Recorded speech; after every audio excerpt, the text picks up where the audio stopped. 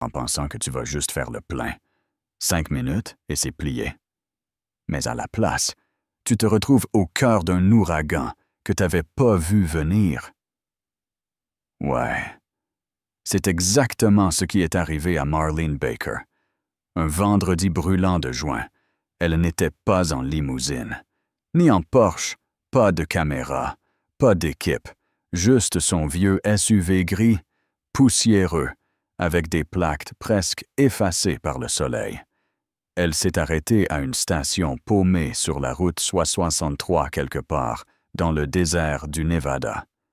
Rien d'inhabituel, juste une femme sur la route pour assister à la remise de diplôme de sa fille. Mais ce qu'elle a eu à la place, c'était une leçon directe sur ce qui se passe quand l'arrogance tombe nez à nez avec le karma et que ça frappe vite. Dès qu'elle est sortie de la voiture, sweat à capuche de voyage, lunettes de soleil sur la tête, elle a senti que quelque chose clochait. Il y avait du monde partout, certains faisaient le plein. D'autres grignotaient dans la boutique et pourtant, quand elle a approché la pompe pour insérer sa carte, une voix a claqué dans les haut-parleurs. « Je t'ai déjà dit non. Tu ne mets pas d'essence ici. C'est pas une œuvre de charité. » Au début, elle a cru à une blague ou que le gars parlait à quelqu'un d'autre, peut-être une interférence. Mais quand elle a levé les yeux et vu ce type derrière la vitre, le regard aussi méprisant qu'un coup de pied, elle a compris. Ce n'était pas un malentendu. C'était personnel. Son nom, Todd Hensley. Le gérant. Polo blanc tendu sur un ventre bedonnant. Chaîne en or dans la poitrine. Badge de nom à moitié arraché. Et la manière dont il la regardait, comme si elle était un problème qu'il fallait dégager. Marlène a gardé son calme. « Monsieur, je veux juste assez d'essence pour rejoindre la prochaine station. Mon voyant clignote depuis des kilomètres. » Maître Louis, il a souri comme s'il s'apprêtait à gagner quelque chose. Et il lui a lancé. « La prochaine station est à 1 heure. Fallait y penser avant. » C'est pas mon problème. Et là, ça a fait tilt. Ce n'était pas une question de carburant, ni de règles. C'était une question de qui elle était. Ses mains tremblantes. Pas de peur, mais de cette colère froide qu'on apprend à maîtriser quand on a dû supporter ce genre de mépris toute sa vie. Elle a insisté. « Vous ne pouvez pas me refuser le service sans raison. » Todd s'est avancé, et assez fort pour que tout le monde l'entende. Il a dit « J'ai le droit de refuser à qui je veux, surtout à des gens comme toi. » Tu te dis peut-être que c'est le pire moment. Le pic de l'absurdité en... Accroche-toi, parce que ce que Todd ignorait, et c'est là que l'histoire devient absolument délicieuse, c'est que Marlene Baker n'était pas n'importe quelle cliente. Elle n'était pas juste une mère pressée d'assister à la cérémonie de sa fille. Elle était la fondatrice et PDG de Solway Fuel Group, l'une des plus grandes chaînes de stations-service indépendantes dans l'ouest des États-Unis, avec plus de 700 stations. Et celle-là, elle lui appartenait. Attends, je remonte un peu. Marlene, 45 ans, élevée par sa grand-mère dans un immeuble de Detroit. À 25 ans, elle ouvre sa première station-service après avoir bossé 2 jobs pour économiser. On se moquait d'elle quand elle parlait de son rêve, bâtir une chaîne où tout le monde serait traité avec respect. Peu importe la couleur de peau ou le passé. Aujourd'hui, plus personne ne rigole. Elle a bâti Solway Fuel à la sueur de son front 16 heures par jour, à faire le plein des clients, nettoyer les toilettes, gérer les fournisseurs, à prendre les marges, les assurances. On lui a refusé des prêts, des concurrents l'ont saboté. Un fournisseur lui a même dit On ne fait pas affaire avec des gens comme vous. » Elle a encaissé. Elle a transformé chaque refus en carburant. Et maintenant, une entreprise à 1 milliard, plus de 10 000 employés. Certains, visiblement, ne savent même pas qui signe leur chèque de paie. Mais ce jour-là, elle n'était pas PDG. Elle était maman, en route vers Stanford pour voir sa fille, Nathalie, recevoir son diplôme en ingénierie, la première de la famille. Elle avait promis qu'elle ne manquerait ça pour rien au monde. Et pourtant, elle était là, bloquée, humiliée, dans sa propre station. Autour d'elle, des familles riaient, des ados faisaient le plein. Un vieux monsieur noir s'était déjà fait refouler. Plutôt, il avait juste demandé de l'aide pour la pompe à air. Et Todd lui avait balancé. « Débrouille-toi. » Il était reparti, tête basse, dans la boutique. Rosa, une jeune caissière latino, la vingtaine, discrète, efficace. Mais chaque mot de Todd la faisait sursauter. Elle avait peur, ça se voyait. Et ce n'était sûrement pas la première fois. Puis débarque Luke le larbin de service.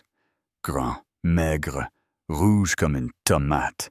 Il sort comme un cow-boy. Elle a l'air louche, lâche-t-il, sans même essayer de chuchoter. Et là, une petite voix se fait entendre. Douce, tremblante, une cliente à la pompe voisine. Dorothy Fields, 68 ans, ancienne bibliothécaire. Visière vissée sur la tête. Elle tient son pistolet d'essence comme un bouclier. Vous allez vraiment pas la laisser se servir. Todd crache. Occupez-vous de vos affaires, mamie, ou je vous vire aussi. Et à cet instant, Marlène comprend. Ce n'est plus juste elle. Les gens regardent, filment. Un étudiant est déjà en train de capturer la scène. Et malgré ça, Todd persiste. C'est une propriété privée. Dégagez. Sinon j'appelle les flics. Marlène regarde sa jauge clignoter. Elle tente une dernière fois. Je vais tomber en panne. S'il vous plaît. Il s'approche et murmure. Problème à toi. T'aurais jamais dû venir ici. C'était fini. Plus de patience. Plus d'excuses.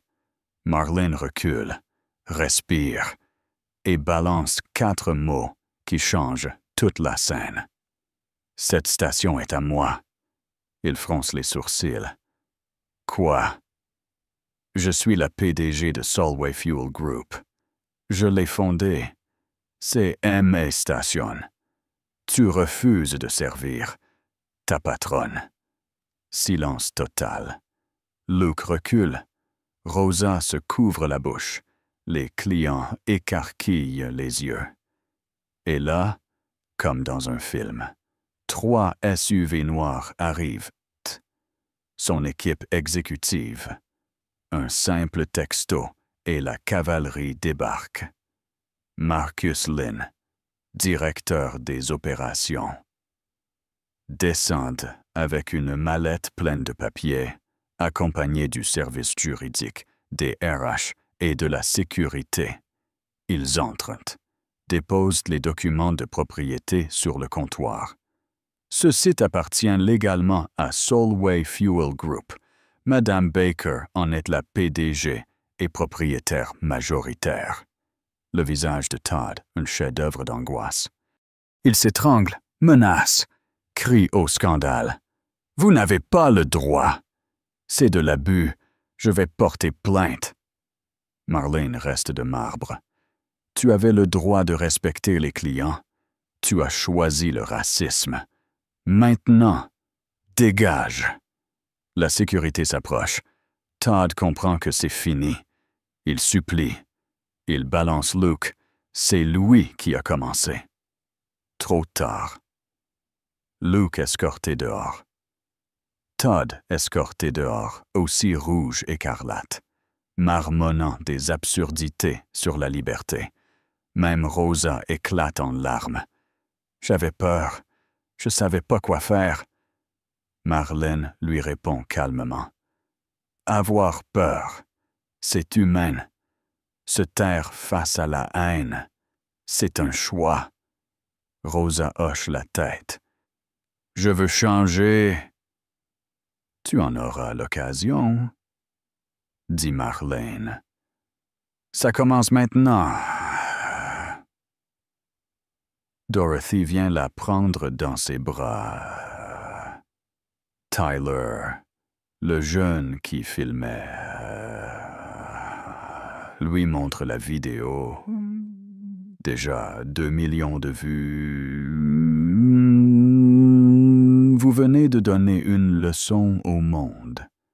Marlène sourit, remplit enfin son réservoir. Et appelle sa fille, Nathalie. Chérie, je suis en route. Et t'imagines pas pourquoi je suis en retard.